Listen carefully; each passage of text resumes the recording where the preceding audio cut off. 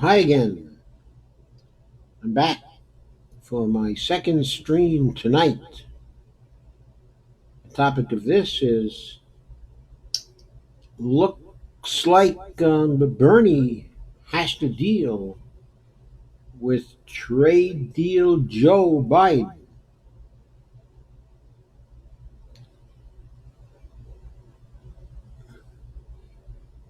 Now, in an article that appeared in Reader Supported News today, Matt Taibbi tells us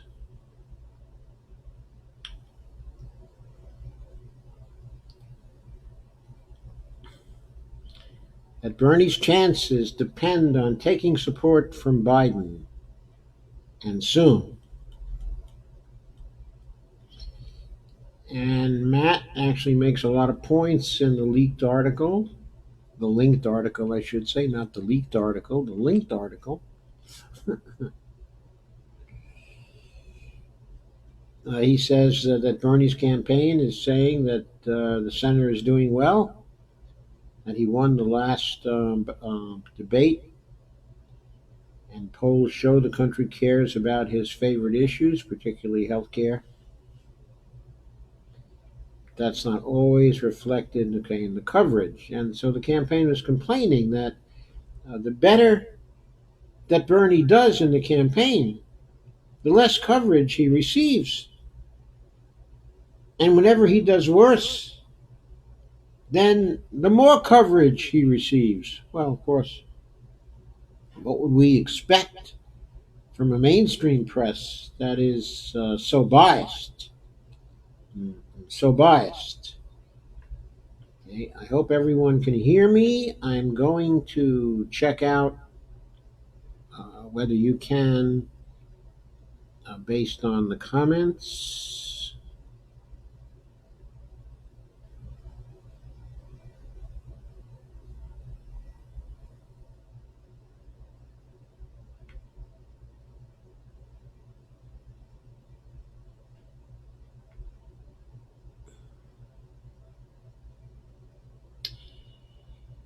Okay, let me know if the sound is good, folks, and you can hear me.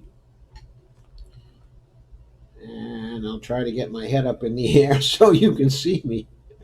Also, that would be a very good thing, I think.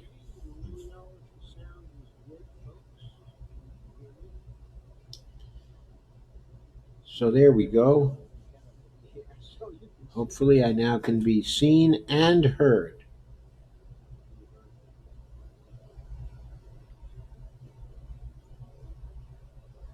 And maybe somebody can. Ah, sounds fine. Dale says sounds fine. Thank you, Dale. That's great. And thank you, Charles Wilson, for coming. And Robin Anstedt, thank you. And Dale, of course, thank you as well. So, of course, you've probably seen by now that when Bernie went to the Iowa State Fair,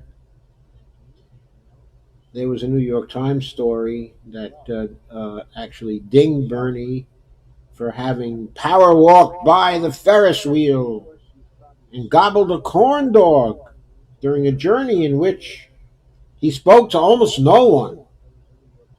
This, reporter Sidney Ember concluded, underscored the peril of a campaign based on ideas rather than, quote, um, rather than establishing human connections, unquote. Now, who is Sidney Ember? Sidney Ember is a young lady who used to work on Wall Street and who, about, I guess it was maybe 6 months ago or something like that, she was kind of a rookie reporter on the New York Times. She worked for a while doing Wall Street types of work. And then the story goes the New York Times made the critical decision to have her, the person conditioned on Wall Street, to Wall Street News do their coverage of the leading opponent of Wall Street in America, Bernie Sanders. And ever since then, she's been writing negative articles about Bernie Sanders, and sometimes embarrassing herself greatly in doing so. Now she accuses him of not establishing human connections. Funny, whenever I see a town hall or something like that on television, I see Bernie making those connections all the time. During the town hall, uh, uh, after the town hall, while the town hall, okay, is going on. I mean, I see him talking to people. I see him taking these questions for a long, long time. I see him being completely open to the people and completely honest with them also. Nothing seems to be managed. I mean, I wish the other candidates would have these kinds of free for all town halls. I mean, he'll talk for 10 or 15 minutes and then he'll have questions for 45. And the guy is inexhaustible, going to town after town after town, meeting people. I think he's establishing connections all over the goddamn state of Iowa. I don't think there's any question about that. Anyway, going on with what Matt has to say, he says the Times wrote the same story 4 years ago. When Bernie's crime was walking down 6th Avenue, quote, swinging hands with his wife Jane, unquote, and, quote, talking as little as possible to people, unquote. Okay, the Times also observed that Bernie signed the cast of a 9-year-old girl without schmoozing her undecided voter father. Reporter Patrick Healy, who worked for the Times then, concluded he was, quote, surprisingly impersonal, unquote. The headline of the article was, Bernie Sanders does not kiss babies. That a problem? Question mark. I don't know. Maybe he didn't want to give the babies a cold. Who knows? So then Matt points out, well, Sanders can't eat a corn dog without taking a hit. Frontrunner Joe Biden is testing the limits of editorial slack. Biden struggles constantly with bizarre or flat-out inappropriate statements, an issue that goes beyond the speech impediment he had as a child. This year he's putting together a George W. Bushian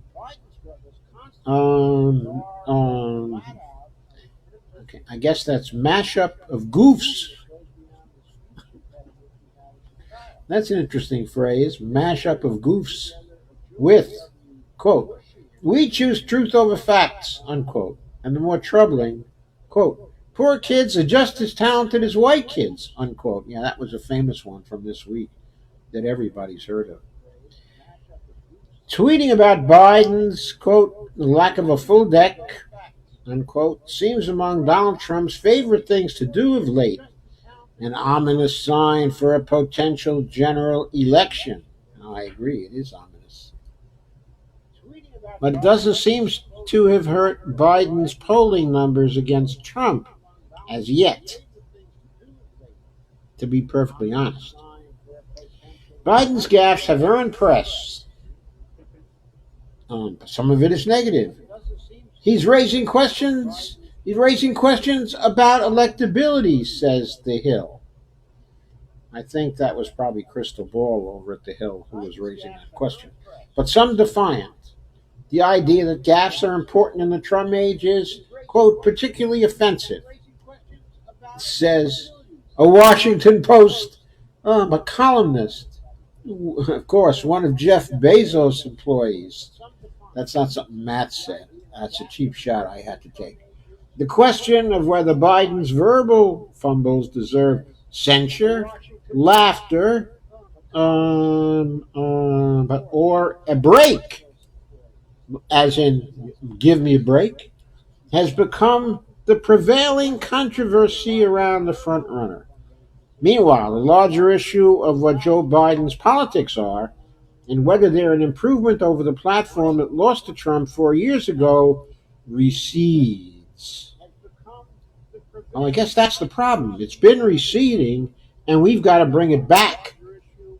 Are they improvement? Are they an improvement over the platform that lost to Trump 4 years ago? I don't think so. Even Sanders has seemed unsure if he should or shouldn't throw his trademark vituperation at his old Senate colleague.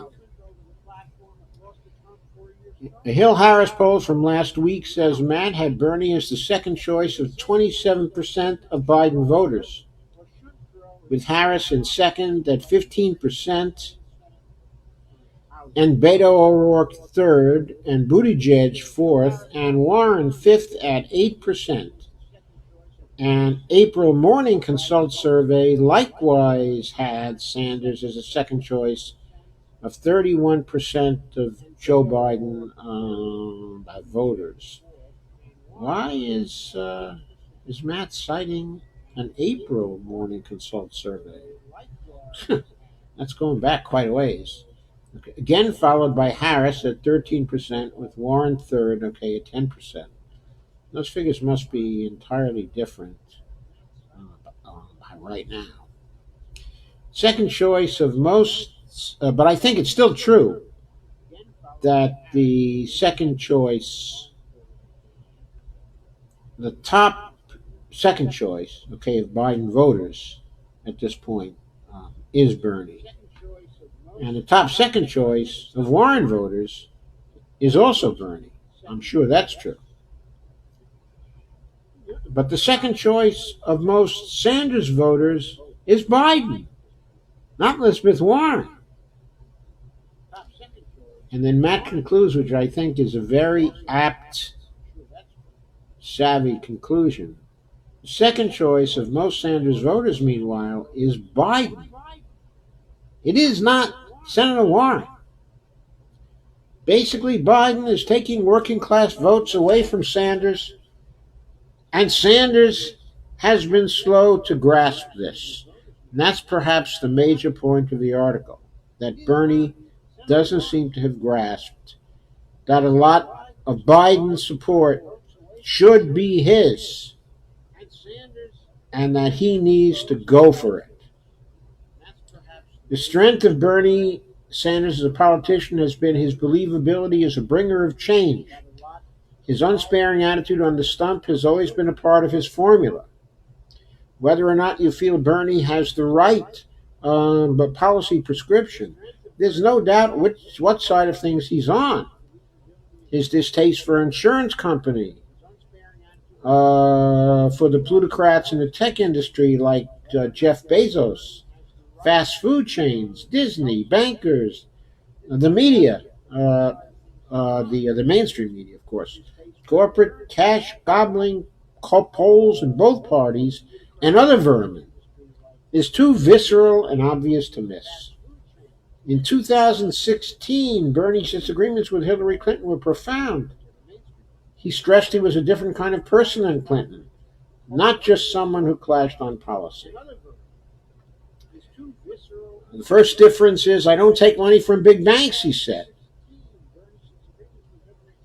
And he also said, quote, I am proud to say Henry Kissinger is not my friend, unquote, which was a reference to Hillary Clinton saying she was flattered by Kissinger's praise. 2020 is different. Sanders has long referred to Biden as his friend. In 2016, Biden was one of the few conventional Democrats to make an effort to say nice things about Sanders, even in contrast with Clinton. And Matt then gives an example of this in 2016. Matt points out that Bernie was raised by Jewish immigrants in Brooklyn, grew up in much meaner circumstances than Biden, but their backgrounds aren't dissimilar. Biden is the son of a down on his luck car dealership uh, um, uh, car dealership um, manager from Scranton and has a reputation as an old school church and factory man who enjoys hanging out in diners and bowling alleys. While reporters who cover Biden have long understood the quote Scranton Joe unquote image, I haven't heard Scranton Joe as much as I've heard Lunch Bucket Joe, as a matter of fact. The image to be as much caricature as reality. Voters, however, don't see it that way. The response many Democrats, particularly older ones, have to Joe Biden is that he's an affable, try hard type of representative of the little guy. Biden sells himself as a quote union man unquote who eschews the Martha's Vineyard and Davos image of neoliberal Democrats. Well, I think we know that Joe Biden these days is more like Wall Street Joe, or more like the trade deal Joe, more like Trader Joe, in both senses of the term, rather than as basically Lunch Bucket Joe or Union Man Joe or Amtrak Joe. Intellectually, the Sanders campaign has pushed back. In April, after Biden displaced him from the lead in the polls, if you recall, that was just after Joe Biden came into the race as, Obama's vice president. So, of course, he was sort of expected to displace Sanders in the lead at that time. Bernie went on TV to talk about his policy differences with Biden. He seemed put out that Biden kicked off his campaign with an endorsement from the International Association of Firefighters. Sanders, who describes his campaign uh, as a revolution for the trade unionists, pointed to Biden's support of trademark union betrayals like NAFTA, most favored nation trading status for China, and the Trans Pacific Partnership. The good old TPP. Maybe we should call him Betrayer Joe, or even Betrayer Joe. But Bernie hastened to remind everyone he and Biden were friends, and he would run an issue oriented campaign not based on personal attacks, unquote. He has since tried repeatedly to draw civil distinctions between himself and Biden, including a July clash over health care.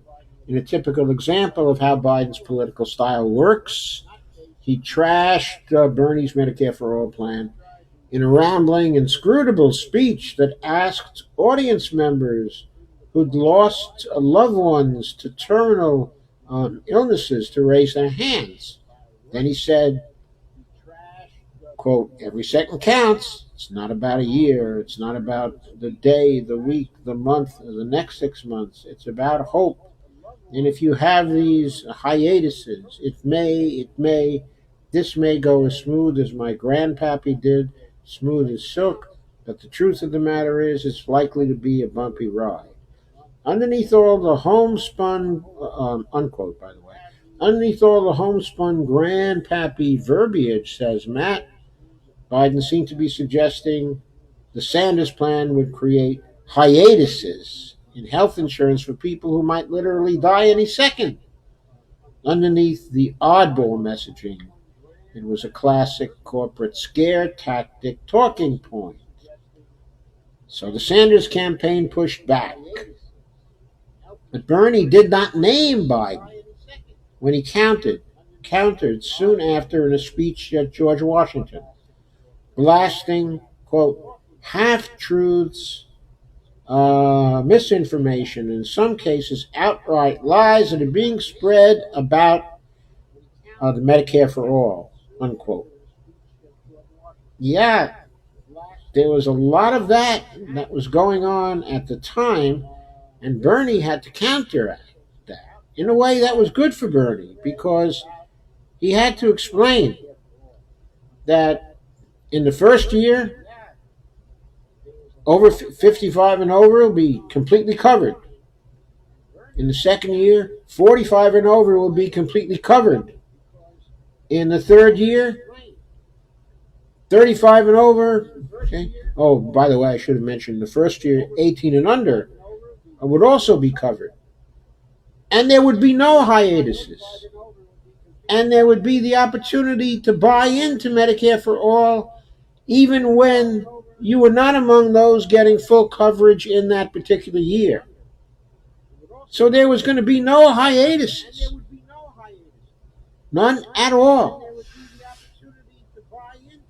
As soon as the plan went into effect, from that day onward, the least people would be able to do would be to buy into Medicare for All at a lower price than they were paying for conventional insurance. So the hiatus thing was like a stupid smear. And the only thing from saying that Biden that suggests that Biden was not actually lying was because he often appears to be so muddled that it seems to be cruel to suggest that he might be lying. Anyway, Bernie has 1 million volunteers, says Matt. That last part was commentary, actually by me. The nasty part. Sanders has 1 million volunteers, 2.5 million contributors, and a campaign leading $27.3 million in cash on hand. His campaign is correct this week to point out that rumors of his demise are absurd. Still, he's not wildly outperforming expectations the way he did in 2016. Well, that's a little unfair of Matt. In 2015, which is the comparison to this time, the expectations for him were zip. They were zip. He was at what? At 3% or something like that? No one expected him to give Hillary a run for her money at this time in the 2016 campaign. So he may not be wildly outperforming expectations in the same way he did in 2016, but he's certainly wildly outperforming them in terms of the number of contributors, the cash he has on hand, and the number of volunteers he has in the campaign, and perhaps even in the way his message is getting out, considering that there are, 22 candidates in the race at this point who are fogging everything up. Things are going to get a lot clearer and expectations a lot more clear too as the field shrinks, which will probably be coming pretty soon because it's probably going to shrink. Well, there are 9 people who've qualified so far. Okay, and there are a number of them on the cusp. So maybe there'll be, in the end, 13 people, 14 people, 12 people, something like that. A big shrinkage. And if there are 2 debates spread out over 2 days, then in Bernie's debate, there'll only be another 5 people. And things are going to get clearer quicker in the September debates. So Matt says some of his issues are due to coverage, like the insistence Sanders and Warren are fighting over the same finite patch of votes, when polls increasingly show Sanders and Warren are succeeding with different groups. Warren has made inroads among traditional Democrats and older female voters who eluded Sanders last time, suggesting that there's more support for progressive policy ideas out there than commonly believed. While Warren has votes to win among the supporters of Kamala Harris and also Buttigieg, whose supporters view Warren as a second choice, Bernie's immediate challenge is Joe Biden. In particular, Joe Biden's group on low-income voters. Biden's appeal is that he's a vote for a return to a kind of status quo which should be a pitch in Bernie's wheelhouse.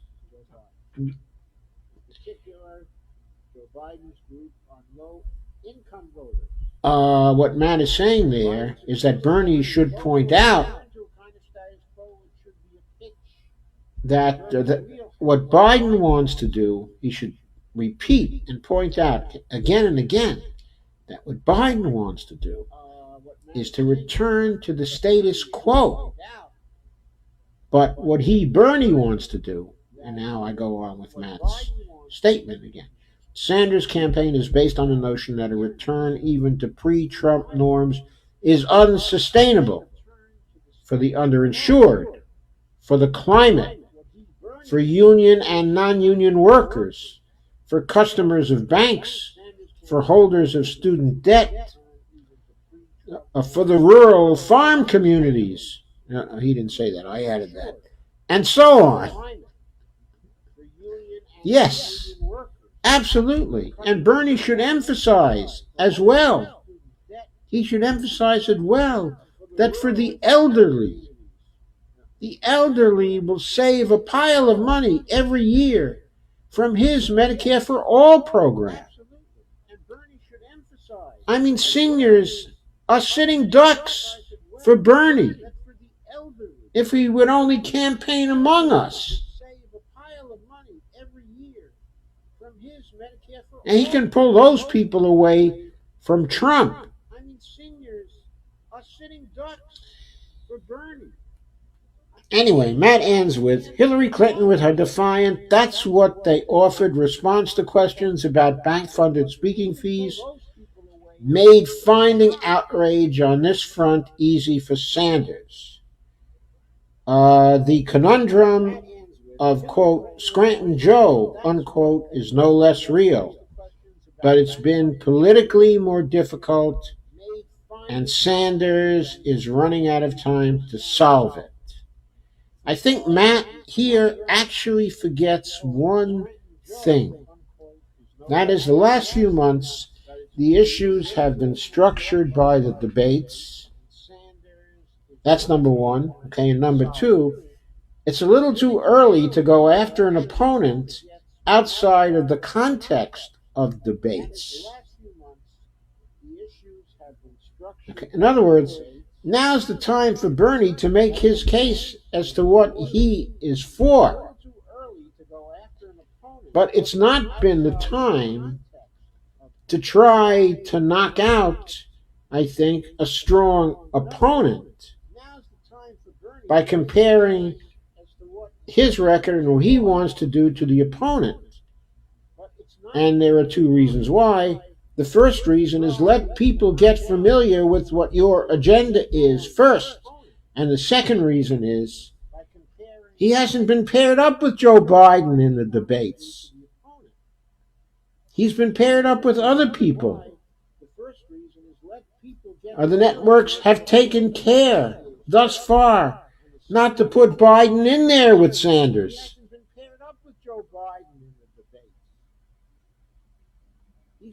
So it's kind of hard for Bernie to attack Biden.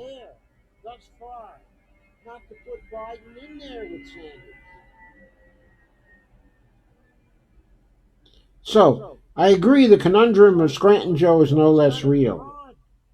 But there are reasons why it is a conundrum but for Bernie. And I'm not sure it's a particularly difficult one to solve. When they get into a debate together, when they get on the same stage together, I think people will see the difference in what they have to say. And that perhaps is when Biden's support is really going to begin to slip.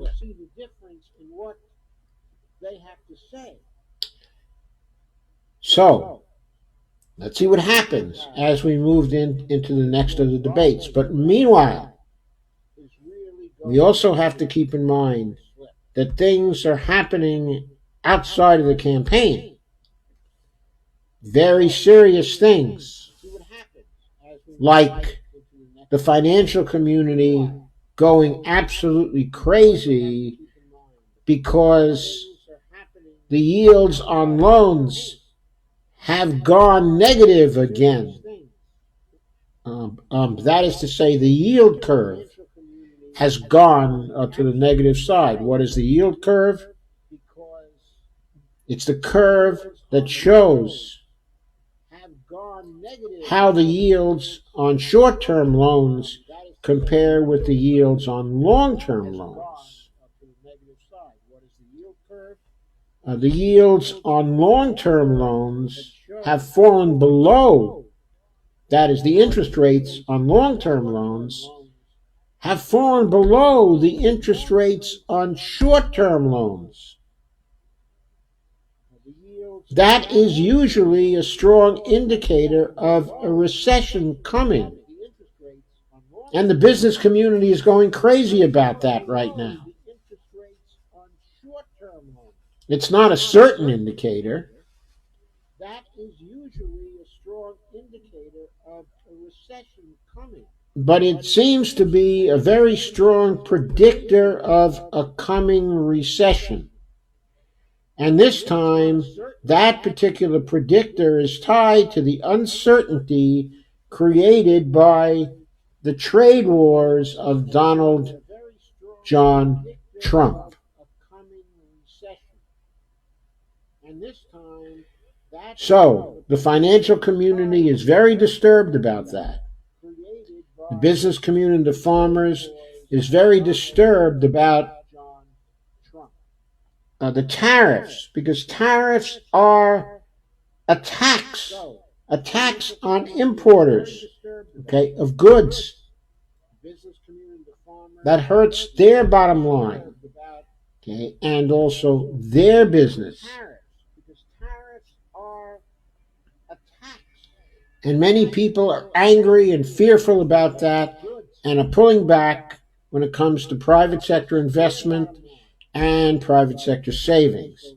There's also a flight to bonds going on, a flight to treasury bonds going on at this point. Okay, people are moving out of the private loan market.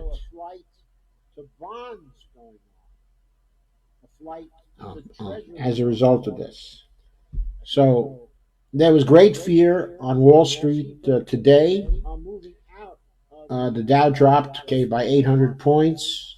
People are very, very fearful. Of course, if the Dow bounces back, they'll calm down, in a few days. But as long as those yields, as long as the yield curve stays negative, that's going on outside. Now, that's going to raise the issue at some point, may even raise it in the next round of debates.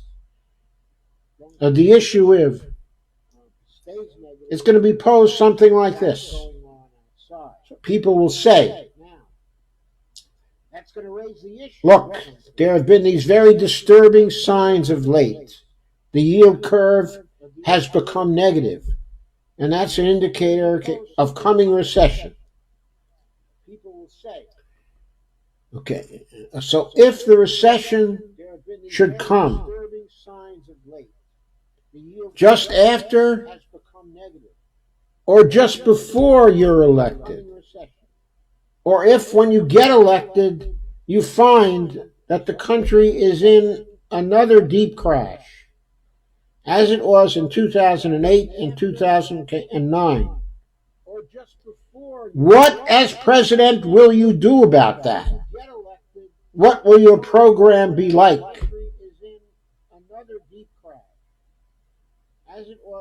I think people are going to have to get ready to answer that question. What, as president, will you do about that? That's going to be posed by someone to somebody in the upcoming debates.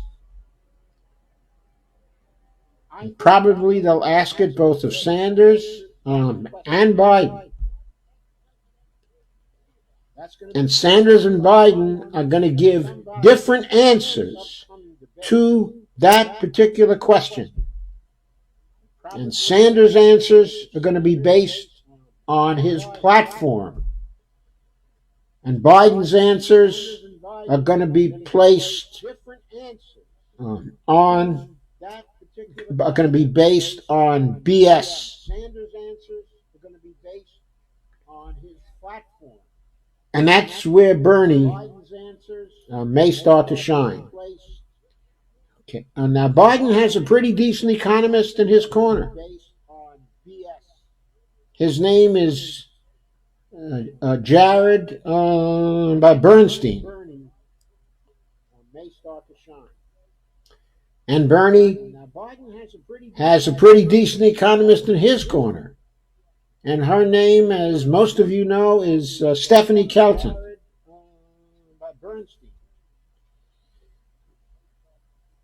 And Jared Bernstein and Stephanie Kelton know each other and know each other's thinking. And they've critiqued each other's thinking.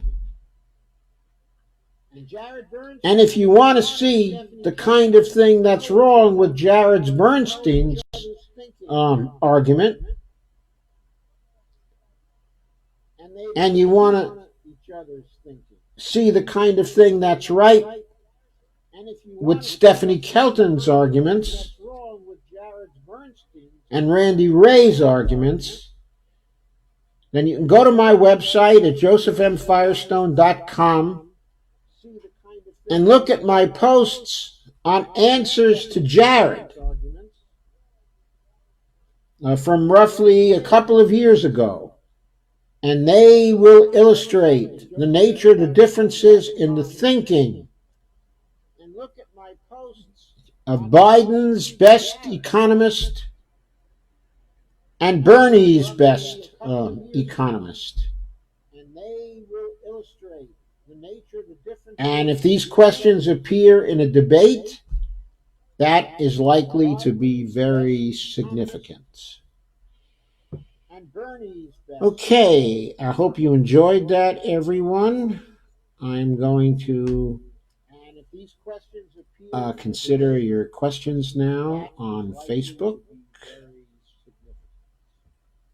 I will go back to Facebook. Okay, I hope you enjoyed that, everyone.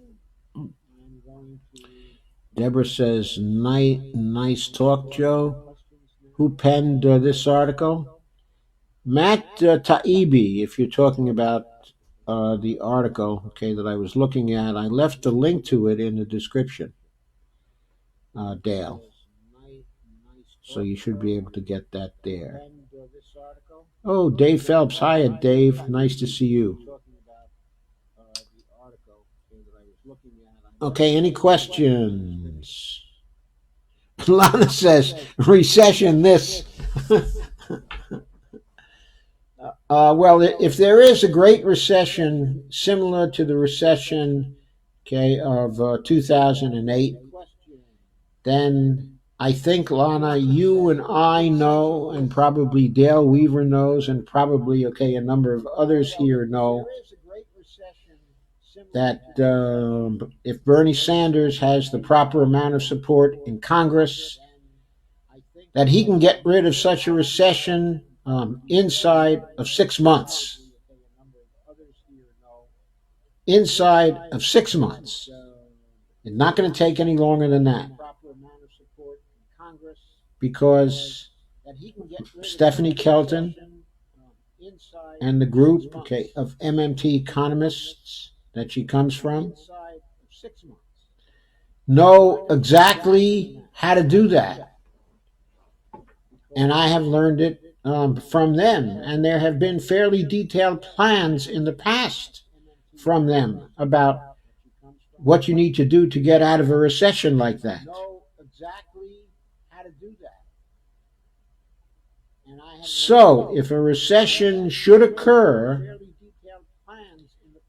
before Bernie can get into office, he knows exactly how to get us out of that quickly.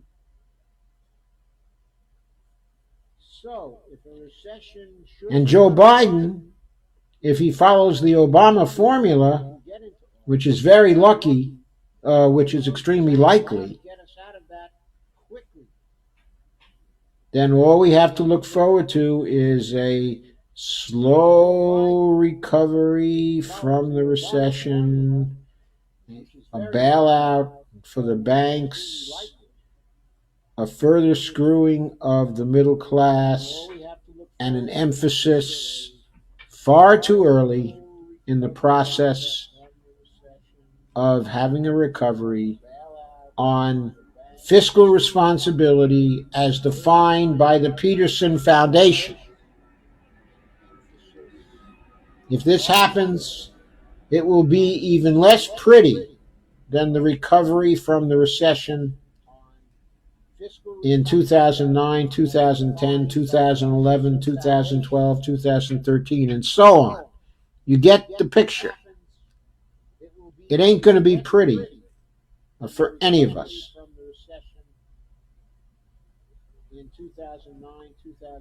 Lana says, deficit spend for the public purpose, Medicare for all, student loan cancellation, a Green New Deal, and a federal job guarantee.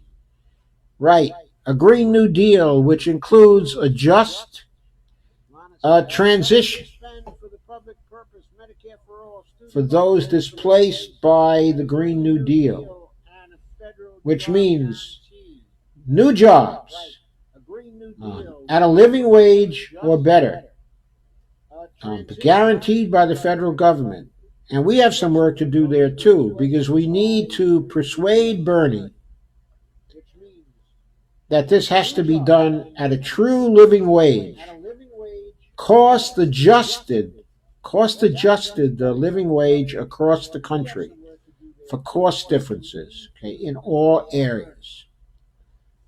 That but $15 an hour, that particular wage may be a living wage somewhere in the middle of Kansas, but it ain't a living wage anywhere else in the United States. It has to be cost adjusted for a true living wage. Hell, in New York City, it might have to be $28 an hour. I don't know. But I can easily work out a formula for the cost adjustment. Not hard. Hundreds of thousands of people have the capability to do it, to design that. Okay, any other comments or questions? Hundreds of thousands of people have the capability to do it.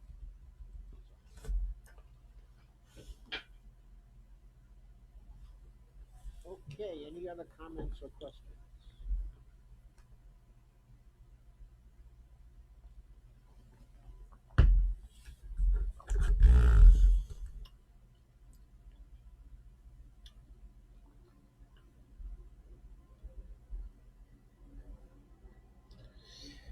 Solana, don't forget, we need some grants for the states if there's a recession. Okay, we need grants for the states too to help to pull them out of the recession. Solana, don't forget, we need some grants for the states if there's a recession. We need grants for and don't forget the infrastructure program. We need that bad also.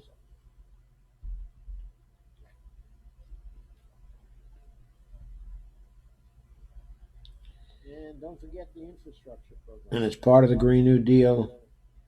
We need that carbon pulled out of the air as fast as possible. Got to get rid of that carbon.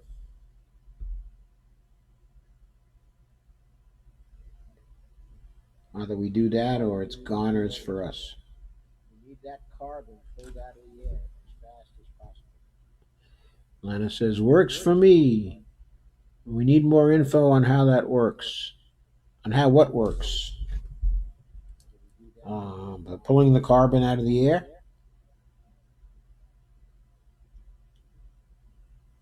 Lana says, works for me. We need more info on how that works. How what works. Pulling the carbon out of the air.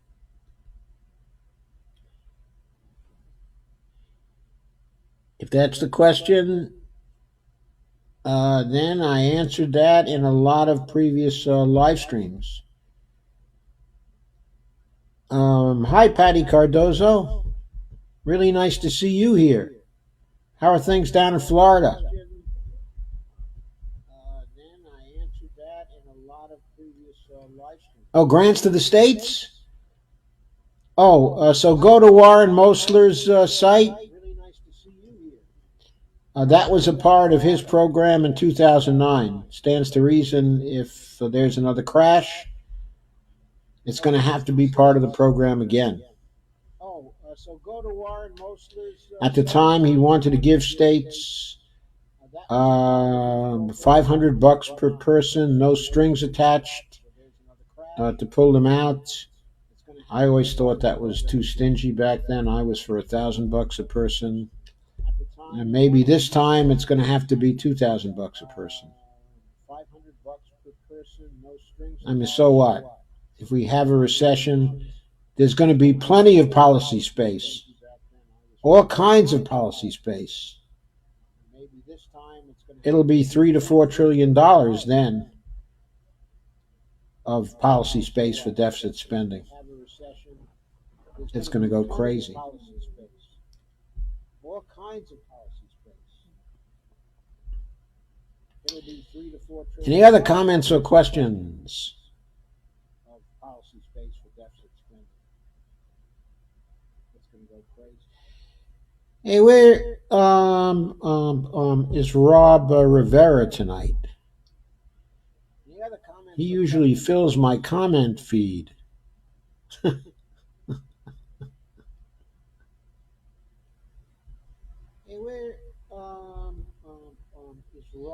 Now, Lana, you're doing pretty well. He usually fills my comment feed. And by the way, I seem to remember we were at that conference together. Lana, you're doing pretty well. The Economists for Peace and Security Conference, where Jared got into some discussion and then wrote a blog post after the conference asking some questions of the MMTers, which got him a lot of responses, as I recall. I'm not sure he was entirely happy with the responses. Asking some questions of the MMTers. Okay, any other questions?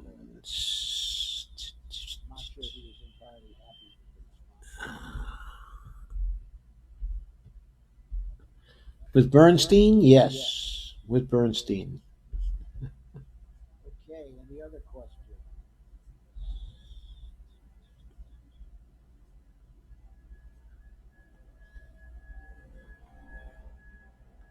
With Bernstein? Yes. Well, Patty, thank you very much. Babani is out there, so she's seeing your comment. Yeah, he was in the audience at that particular conference. He was. Oh, there's Bonnie now. Bonnie is out there, so she's seeing your comment. Yeah, he was in the audience at that particular conference. He was. Oh, there's Bonnie now.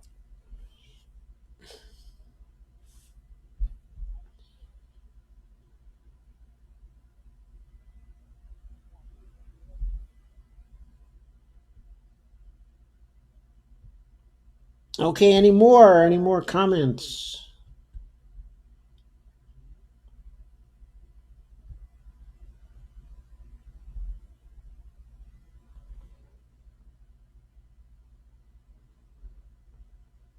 Okay, any more? Any more comments?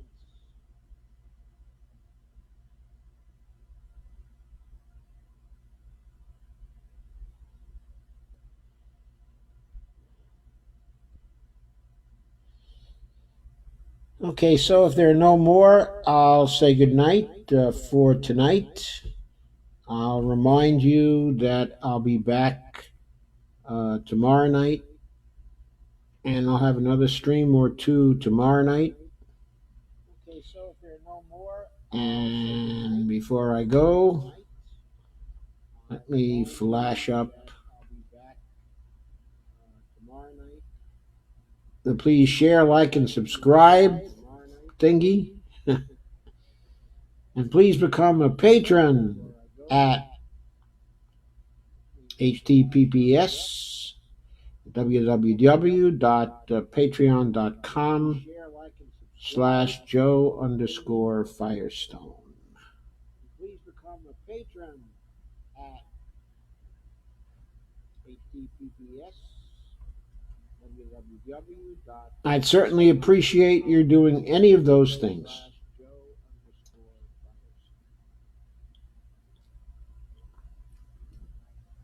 It'll probably be a day or two until this video gets up on Facebook because I suspect the technical, I'm sorry, onto YouTube, because I suspect the technical problem I've been having with that from the Restream software hasn't been fully resolved. It was supposed to be YouTube that was doing the resolving, but they don't seem to have solved the problem. There seems to be some glitch in their software. Anyway, I'll say goodnight for now. I hope you enjoyed this particular stream, and I will see you all tomorrow, hopefully, at around 9 o'clock, as usual.